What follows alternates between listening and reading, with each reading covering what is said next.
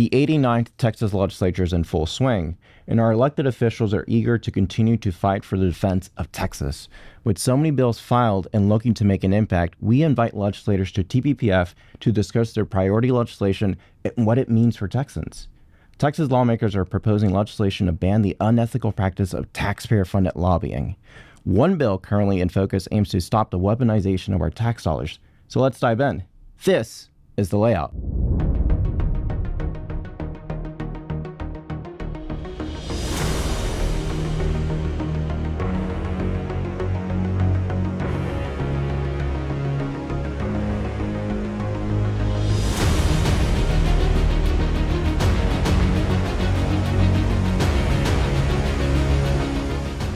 I'm Jose Melendez, Campaign Director of TPPF's Taxpayer Protection Project. Today we're discussing Senate Bill 19 with Senator Mays Middleton from Senate District 11. Senator, welcome to the layout. Thank y'all for having me on today. So Senate Bill 19 tends to prohibit the use of our tax dollars for the purpose of lobbying.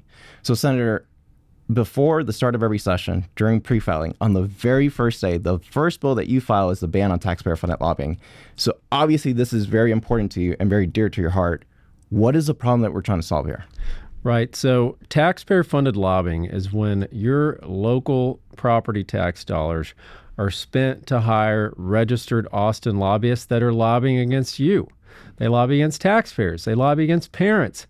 And I am sick and tired of watching taxpayers' own dollars being weaponized against them, and they're against common sense. So you think about the things that Texans support, right? We want a secure border. Well, they've lobbied against border security, right? We want election integrity with citizenship verification. Well, they've lobbied against that too. We want teacher pay raises. Well, they've lobbied against that. We want school choice for every child. Of course, they lobby against that as well. And even yesterday, I laid out a bill, the Women's Privacy Act. So we don't want men going into women's restrooms, locker rooms, and showers. They have even lobbied against that bill. So these are policies that are common sense that Texans want. And sadly, your own tax dollars are being used to stop them from being passed into law. Including, I'm reminded in 2019 when we had SB2, the big tax reform bill, and on one side you had, endless amounts of taxpayer-funded lobbyists. On the other side, it was just private citizens who were paying their way to come to their capital to support the bill. And it just typifies how much these taxpayer-funded lobbyists just go up against we the citizens. They oppose property tax relief. I mean, that's an example of this is number one on the Texas DOGE agenda, right? This is waste, fraud, and abuse, and taxpayer-funded lobbying is one of the worst versions of it.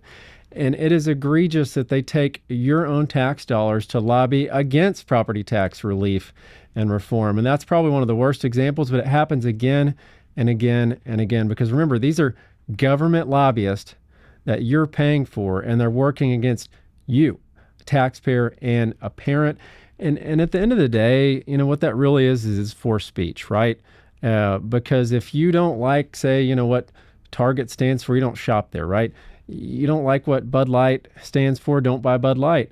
You don't like what your local government stands for, if with their lobbyists, don't pay your taxes and someone takes your house or your property, right? So this is forced speech, and we have to also remember that this is a government of the people, by the people, for the people. It's not a government of the taxpayer-funded lobbyists. So let's get into the mechanics of the bill for a bit. What exactly does your bill do? So it's very simple. It just says, look, a political subdivision of the state may not hire or contract with a registered lobbyist. Additionally, a political subdivision of the state may not pay public funds to an association that represents local government and has a contract or a registered lobbyist. So it's very simple. That's all it does. And it says, look, everybody has a state rep. Everybody has a state senator.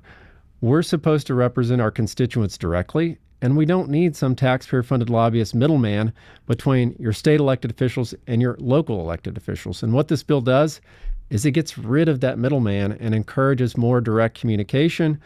I also believe that increases the voice of rural Texas as well, because right now it's hard for rural Texas to compete against, the big blue counties that can spend a lot of money on hired gun lobbyists. They can't compete with that.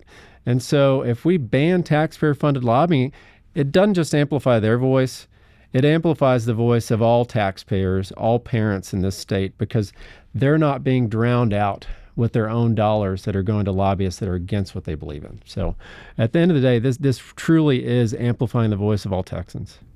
So let's say Senate Bill 19 is passed and implemented into law. How will everyday Texans feel this bill? Well, one of the best things we're going to see is that it makes government more accountable to the people, right? Government doesn't have any money. It's all taxpayer money. And we need to focus on fiscal responsibility and the core functions of government here. And that $100 million that they're spending on taxpayer-funded lobbying right now, and it's about $100 million, well, that's going to go to what counts: police, fire, roads, potholes, right? That's money that's wasted right now, and we can make sure that it goes to core government functions and services instead of being wasted on Austin lobbyists.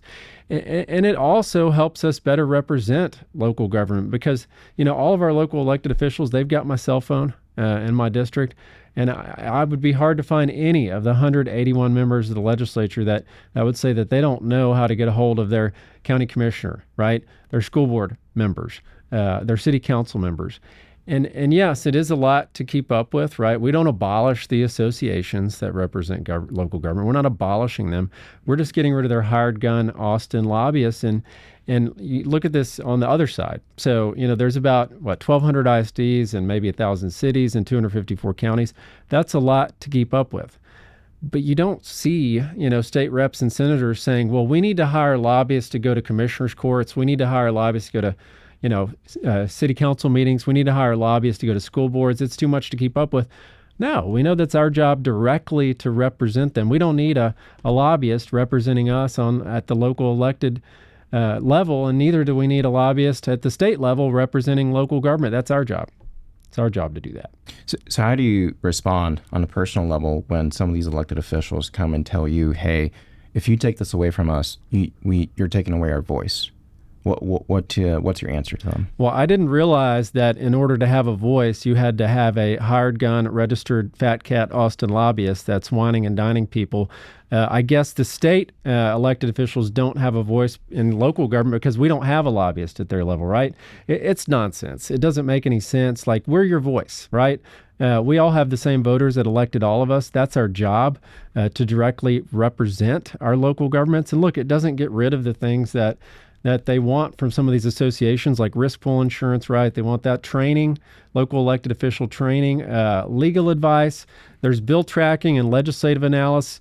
All of those things do not require someone to register as a lobbyist. What we're going after is these lobbyists that are working against their values. They're working against their own constituents with their own tax dollars. And the numbers are huge. I mean, the cost is outrageous, and not even more than that. I'll back up to one of the first times I became aware of this problem.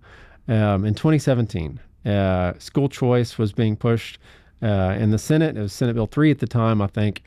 And, it was late at night, and there was a mom there that she had spent all day in the committee. And she was the mom of a special needs child. And it was close to, as midnight. It was very late. And she waited all day because she said, I can't take another day off work. I can't take 2 days off of work. I'm here because I believe in this. She said, please give me this choice. Please give me this chance for my child. I can't afford private school. I need this bill to pass in order to help my child, my special needs child. Well, not long after she testified, a taxpayer-funded lobbyist came up and testified against her and was using her own tax dollars to lobby against her. And she was there for free because she believed in it, right? And so often we see constituents up in Austin because they believe in it, right? That's what we want to see in committee. But so often we see those constituents that are here because they care and because they've sacrificed. And then right after they testify, taxpayer-funded lobbyist is against them.